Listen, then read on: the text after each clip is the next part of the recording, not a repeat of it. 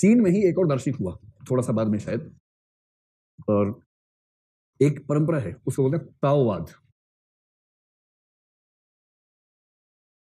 ठीक है, ये ताओवाद है ना, माओवाद है ना, ताओवाद है, ध्यान रखना है ना। माओवाद तो चीन में ही हुआ, लेकिन ताओवाद हरियाणा में पाया जाता है। वहां हर असंभव व्यक्ति को ताऊ कहा जाता है। दो तरह के व्यक्ति ताऊ की श्रेणी में आते हैं, एक जो उम्र की वजह से असंभव हो चुके हैं, दूसरा जो उम्र के बिना ही असंभव हो चुके हैं।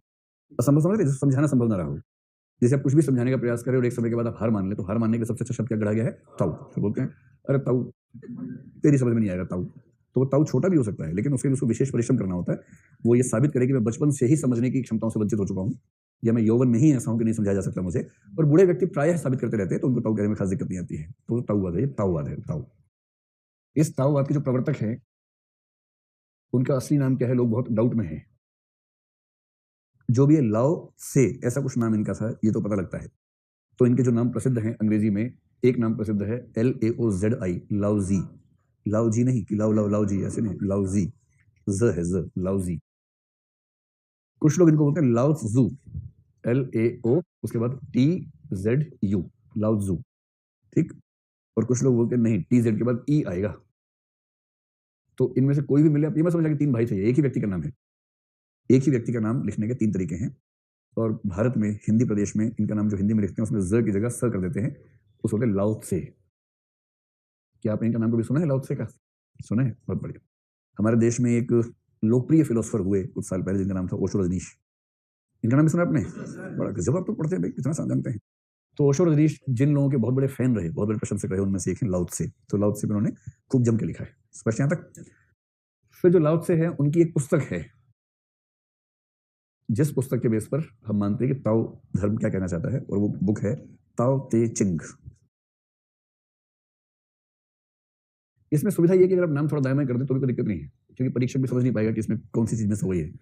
ताओ ते चिंग, ताओ किम जोंग, आप कुछ भी लिख के आएंगे तो चल जाएगा, लेकिन है ना, किताब का दरअसल नाम है ताओ ते चिंग।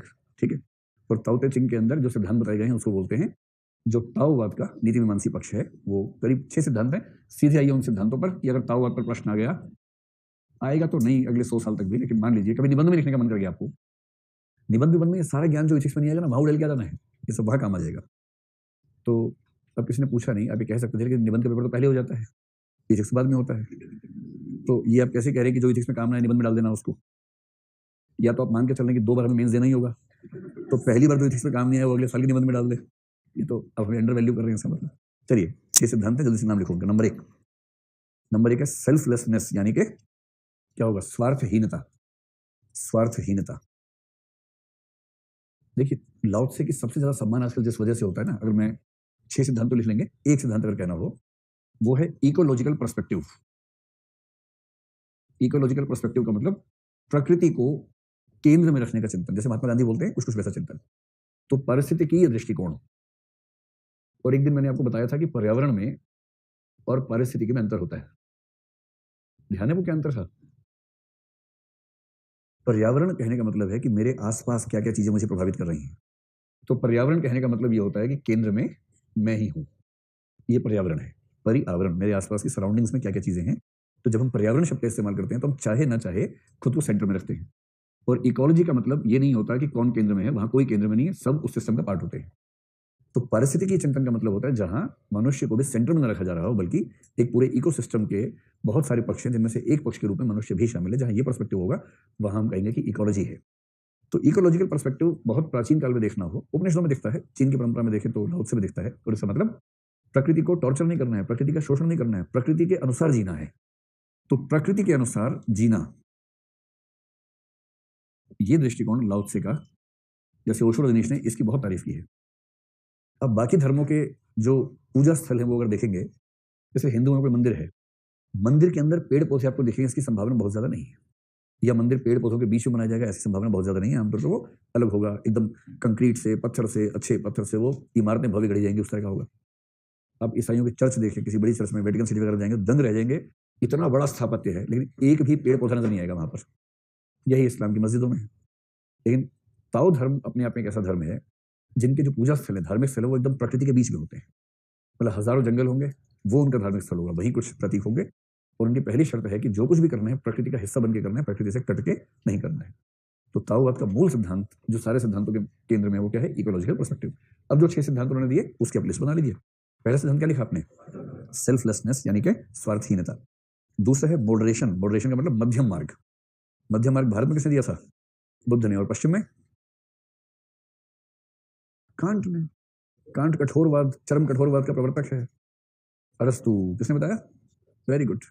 पिछली बार भी आपने बताया था ना? हाँ, जबरदस्त, बहुत बढ़िया। तो नंबर 2 पे हो गया मध्यम मार्ग, मॉडरेशन। नंबर 3 पे लिखिए सृष्टि के रहस्यों से सीखना। सृष्टि के रहस्यों से सीखना मतलब कहते हैं कि दुनिया में कुछ रहस्य रहे तो उस रहस्य का अपना आनंद है। हर चीज को जान ही लेना, ऐसा क्या है? रहस्य को आनंद लीजिए, रहस्य से सीखिए। चौथा, जो कि सबसे मुश्किल है, दूसरों पर नियंत्रण करने की भावना से मुक्त रहना। दूसरों पर नियंत्रण करने की भावना से मुक्त रहना, नॉन कॉन्ट्रिवेंस कहते हैं। कुछ दार्शनिक कहते हैं कि जहां आपने किसी पर नियंत्रण करने का प्रयास किया, इसका मतलब दरअसल प्रेम वहां खत्म हो चुका है। तो आप ये बताइए ईमानदारी से कि आपके माता पिता आपको छूट ज्यादा देते हैं या कंट्रोल ज्यादा करते हैं? जो अनुपात है उसी अनुपात में व्याख्या कर लीजिए। सबका अनुपात अलग अलग होगा, सेम तो होगा नहीं। और ये दोस्ती में, प्रेम में, सब चीजों में होता है। दो लोग एक दूसरे के दोस्त हैं, परिचित हैं, पूरे आजाद हैं। एक दिन किसी ने कहा कि मैं तुम्हें पसंद करता हूं या करती हूं। दूसरे ने व्यक्ति ने कहा कि हाँ, मैं भी तुम्हें पसंद करती हूं या करता हूं। और उसके बाद हुआ कि ठीक है, आज से फिर हम एक दूसरे के BFGF हुए। और जैसे BFGF की घोषणा होती है, उसके अगले क्षण से एक अजीब किस्म की मक्कारी शुरू हो जाती है। अगले क्षण से फिर एक दूसरे से पूछते हैं, जरा पासवर्ड बताओ अपना, तुम्हारा ईमेल का पासवर्ड बताओ, फोन का पासवर्ड बताओ। इसका मतलब अब हम तुम पे कंट्रोल करेंगे, अब तुम्हारी आजादी खत्म क्योंकि तुमने हाँ बोल दिया है। पॉजेसिवनेस जिसको बोलते हैं, पॉजेसिवनेस, वो शुरू हो जाती है। जंगलीपन की हद तक लोग पॉजेसिव हो जाते हैं। आजकल तो कमिटमेंट का प्रमाण ये हो गया है कि जैसे ही बोलते हैं yes I love you, this is my password. Phone का पासवर्ड, ईमेल का पासवर्ड, व्हाट्सएप का पासवर्ड, इंस्टा का पासवर्ड, फेसबुक, सारे पासवर्ड शिफ्ट किए जाते हैं। ये मेरे पासवर्ड, ये तेरे पासवर्ड। अब तुम्हारे अकाउंट में मैं घुस के वहां से मैं कमेंट करूंगा और मेरे अकाउंट में तुम। ATM का भी होता ही होगा। ये गधेपन का चरम स्तर है। किसी का पासवर्ड मांगना गधेपन का चरम स्तर है, क्योंकि इस गधे को ये भी समझ में नहीं आ रहा कि अगर उसे कुछ करना ही होगा तो एक ईमेल अकाउंट शुरू करने में 1 मिनट लगता है। एक का पासवर्ड दे दिया, एक नया शुरू कर दिया। अगर एक खास पते पे ही ईमेल भेजना हो तो उसके लिए एक ईमेल अकाउंट चाहिए अलग से, और क्या चाहिए? ये किस प्रकार है? तो वैसे तो आप लोग अच्छे बच्चे हैं, ऐसे चक्कर में पड़ते ही नहीं होंगे, लेकिन कभी आपके जीवन में ऐसी स्थिति बने जब आप किसी के मतलब ठेकेदार बन जाएं, तो उस ठेकेदारी में ईमेल मत मांगिएगा।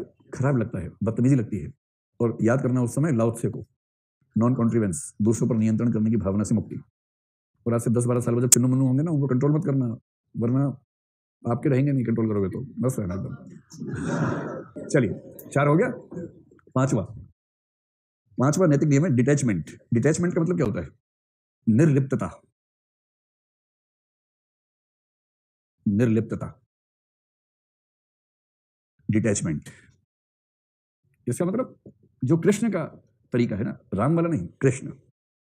राम का यह है कि एक विवाह किया उन्होंने सीता जी के साथ, फिर वनवास को गए, वहां अपहरण हुआ, रोने लगे, पेड़ पौधों से पूछ रहे हैं, पक्षियों से पूछ रहे हैं रोते हुए, क्या तुमने सीता को देखा है? मैं परेशान हो गया हूं। मतलब हाल देखिए उनका क्या है। मतलब प्रेम में आदमी किस हद पे चला जाता है कि वहां जो पक्षी है उनसे पूछने की, हे पक्षी तुमने सीता को देखा है? उनकी स्थिति देखिए। उन्होंने कौवे से पूछा था, आप जवाब दे रहे हैं कि उन्होंने पूछा कौवे पक्षी तुमने सीता को देखा है क्या? नहीं देखा है। तो अब क्या साबित करना चाह रहे हैं अपने बारे में? क्यों साबित करते हैं ऐसा? तो ये होता है कि राम जो है लिप्त हैं। राम एक प्रेम में, जबकि भगवान है, भगवान को निर्लिप्त होना चाहिए, किंतु राम अवतार के रूप में आए, किसी से प्रेम किया और प्रेम में पूरी तरह से तल्लीन हो गए, डूब गए, मुक्त नहीं रह पाए। कृष्ण है जो आजकल की भाषा में लोग बोलते हैं फ्लर्ट करना, वो होता है निर्लिप्त रहना, कि किसी से प्रेम करना लेकिन प्रेम करते हुए भी तटस्थ रहना। कि ठीक है, शाम 6 से 7 का ये है प्रसंग है, इतना ही प्रसंग है, उससे ज्यादा प्रसंग नहीं है, ये भाव अगर रहे। और उस बीच में अगर मान लीजिए कोई ब्रेकअप की नौबत आ जाए, कोई कहे कि मैं तुमसे बात नहीं करूंगी या नहीं करूंगा, तो ये नहीं कि आंसू धार निकल रहे हैं, रो रहे हैं, जमीन पे लेट गए मछली की तरह से कि मुझे माफ कर दो, ये सब ड्रामा नहीं। कहना कि ठीक है, ओके बाय। सीधे पूछना कि आज से ब्रेकअप करना है या वीकेंड की बात करना है, तो वो कहे आज से, तो ठीक है, ओके बाय बाय। ये है निर्लिप्तता। जो बीत गई सो बात गई। ये मतलब ये तो प्रेम की बात हुई, ये जीवन के किसी भी रूप में, जीवन में कुछ भी, कितना भी अच्छा समय रहा हो, कितना भी प्यारा हो, यदि वो गुजर गया तो लिप्त नहीं होना है, उससे बाहर निकल जाना है। इसको बोलते हैं निर्लिप्तता, जो कृष्ण के जीवन को देख के लगता है कि बहुत बेहतर है। गांव में है तो गोपियां एक नहीं सैकड़ों खेल रहे हैं, उछल रहे हैं, कूद रहे हैं, परेशान कर रहे हैं उनको, तो ऐसी हरकतें जो अच्छी नहीं मानी जाएंगी वो भी उनके साथ कर रहे हैं। फिर मथुरा आ गए, भूल गए, गोपियां वहां रो रो के बुरा हाल, कृष्ण भूल ही गए कि कहां से आए हम।